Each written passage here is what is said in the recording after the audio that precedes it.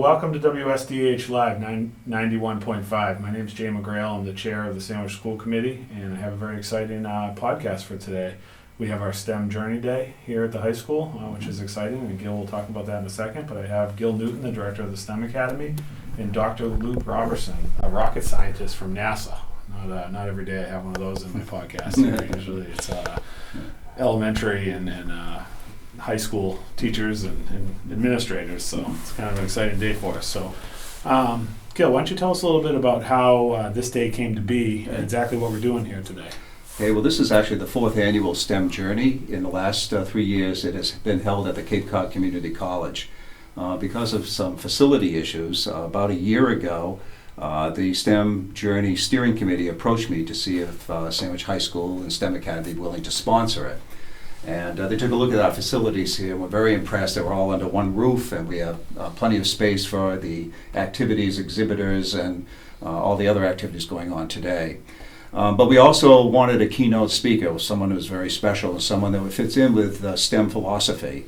And Dr. Jack Driscoll, who is a member of the steering committee, had seen Dr. Roberson speak in a presentation in Boston, said, you got to get this person here for our STEM journey. So we're very fortunate to have Dr. Luke Roberson with us today to give the keynote address around 12:30 this afternoon. Oh, that's great. So you came up from Florida, from NASA? Yes, sir.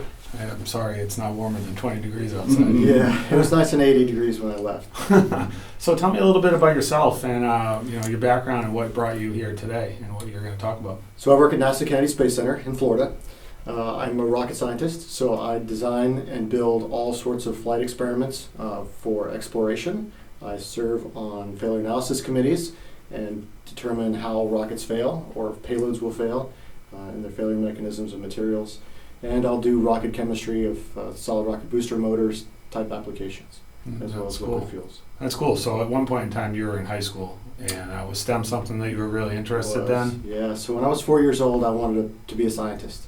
I loved Lego, I loved Transformers, and to be able to break down the Lego and rebuild them and take the Transformers and break them down to the simplicity and then back into another application was what really turned me on to science and engineering.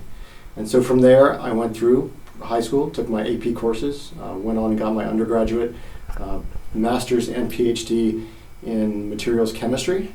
And from there, I went to work for NASA as a postdoc and then converted over to full-time. I now run 9 different research projects that range on space exploration of different planets, to flight experiments on International Space Station, to ground systems and determining how to build the next best rocket fuel. Well, that's pretty. Seems like you would have been a good guy to have in our STEM Academy. Absolutely. We've been on the committee, I can tell you that. May I ask him a question? Luke, we have a lot of young people coming to the STEM journey today, and of course, we've been trying to encourage students to pursue STEM fields for some time. What kind of advice would you give someone who's just beginning to show an interest in science, let's say around 12, 13 years old? Well, if you like the curiosity and understand and want to find and determine the fundamentals, that's where science takes you. So science unlocks the key principle elements that are the building blocks to everything in the future. And so you can use those building blocks to extend your career, to build a solid income, and have a good job for your entire life. And it also helps change the world, right? So you can't or explore the planets without knowing the chemistry and physics and biology to be able to understand what's going on. Yeah, that's cool. I mean, it's definitely true, and we see that in our STEM Academy. Is some of these kids really? That's what I heard you mention in our robotics program, Which we'll see today. Dr. Robinson before, and it really you can see the enthusiasm in these kids' eyes. It's amazing. So I was fortunate enough to come last year for the robotics day that we had in the pool, and it's awesome to see. I mean, these kids, 2 years ago, that's not something that was a part of their life. And now it's like they're fully engrossed in it, and inventing these different projects and seeing them through and seeing them have little fires in the pool, and it's cool. What I like about it is when it doesn't always work. Right. And they have to go back and work collaboratively as a group. Okay, what happened? What did we do wrong? How do we make these repairs? It's a real perfect example of problem-solving skills, which no matter what the jobs are 10 years from now when they get out of college, they have to have those skills. Exactly. And this is a nice way of honing in on them. Yeah, it's really neat to see. You must, obviously that's that type of student and that type of mind is what develops into a passion that you have for what you do. Exactly. You know. What are you going to talk about today in your presentation? Well, today I have multiple slides and videos to show the kids what kind of robotics we do at NASA, how the robotic exploration is working currently, how we're going to build out the new systems. So we have a new space launch system, the SLS, which is the new rocket coming up.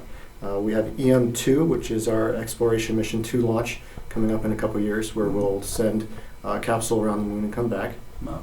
I'll show some pictures of that. Also some robotic competition. So as you mentioned previously, we do robotics mining competitions, robotic swarming competitions, and robotic UAV competitions that are coming up in the near future to be able to do those for the universities. So as they come out of the high school STEM programs and they go into the universities have the ability to then pick up those competitions and get the hands-on experience. And that's really what makes the difference. Yeah, for the first time, STEM Journey this year has a lot of colleges and universities that will be. I saw that out there. Will be here with information for students who might be interested in pursuing STEM programs beyond high school. So hopefully they'll be at your talk as well. So can you tell me a little bit about, I mean, obviously, how long have you worked for NASA? 11 years. 11 years. What's the coolest thing you've done, worked on, Ooh. that you can tell us about? I've done a lot of cool stuff. Yeah. So I've been inside the space shuttle and Really? put, experiments inside the space shuttle. My proudest moment is probably when I installed my first flight experiment into the International Space Station, which I'll talk about a little bit today as well, of VEGI. Is a plant growth chamber that went up to ISS, and so we worked with a company called Orbitech, designed out the payload, certified it for flight, and told the astronauts how to put it into the International Space Station. And once it was turned on and started working, it was a very proud moment for me to be able to see my real science and engineering come to fruition up in space, doing something that no one has ever done before. So. Did you get to communicate with the astronauts while they were in space working on that? Yes, so my mechanical engineer lead was on console. So we sit on console to talk to the astronauts, and she was the lead point in doing so. And so I gave her the opportunity to talk back and forth to the astronauts. And what a cool job. And now she does that all the What time. a cool job. Yeah. I always think I'm lucky working at the golf course. Yeah. He's talking to astronauts in space. Well, see, I'm retiring this year, so I'll send you a resume. All right, well, that's really cool. Is there anything else you wanted to mention, either one of you guys, to talk about?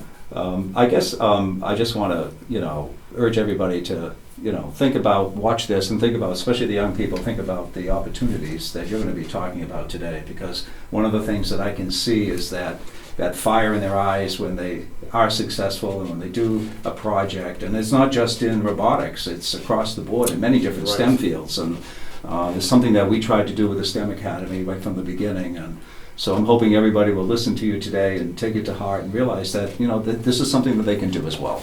I think the cool thing is that you still see it in his eyes, too. Oh, yes, you do. Oh, your enthusiatum is infectious, so no doubt about it. But there's still a lot to do. Right, Yeah, we still have to course. build propulsion technologies to get off the planet easier and more efficiently. We have to be able to design experiments to be able to determine if there is life on Mars, if there is life on Europa, and the exoplanets that we've just discovered and announced. Right. How are we going to get there? Yeah. And it's the next generation that's going to be traveling to Mars, and it's the next generation that's going to be building and designing the vehicles to get outside of the solar system in a much more efficient way. And so it's up to them. It's up to this generation in high school today to be able to solve those problems. Very exciting work. Yeah, it's still, I mean, obviously, I'm my background is a lot different, but it still seems unbelievable to me that when we want to go into space, we like launch a rocket into, it seems like technology eventually will go towards something different rather than a massive explosion that shoots something up in the air, So it'll be cool to see what you guys come up with, that's for sure. Well, I want to thank our guests today, Gil and Dr. Robinson, for being here. It was really enjoyable. Hopefully people enjoy watching it and learn a little bit here. That's all we have. So I'm Jay McGrail signing off for 91.5 WSDH Live, Sandwiches Community Radio Station. Thank you, guys. Thank you. Thank you. WSDH Live is recorded at WSDH Studios in Sandwich, Massachusetts. We are executive produced by Paula Johnson with podcast production by Ryan Hill. He also made the music. Remember to check out WSDH on TuneIn.com and the TuneIn app for more great content. As always, thank you for supporting Sandwich Community Radio. We'll catch you next time.